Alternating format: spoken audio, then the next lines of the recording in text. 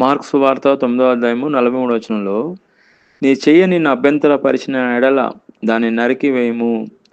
అదేవిధంగా మార్కు సువార్త 9వ అధ్యాయము 44వ వచనంలో, నీవు 2 చేతులు కలిగి నరకంలోని ఆరిన అగ్నిలోనికి పోవుట కంటే అంగహీనుడవై జీవంలో ప్రవేశించుట మేలు. ఇక్కడ మనం చూసుకున్నట్లయితే,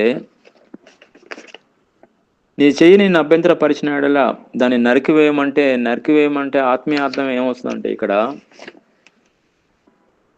చెయ్యి అనేది పాపానికి దారితీసే క్రియ.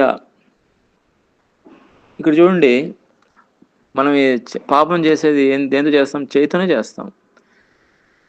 దేవుడు ఇక్కడ చూసినట్టే దేవుడు ఏమంటున్నాడంటే, ఆ పాపానికి దారితీసే క్రియలను మనం మానివేసి పరిశుద్ధ జీవితం కలిగి పరిశుద్ధంగా దేవుడి రాజ్యంలోకి ప్రవేశించాలని కోరుతున్నాడు దేవుడు.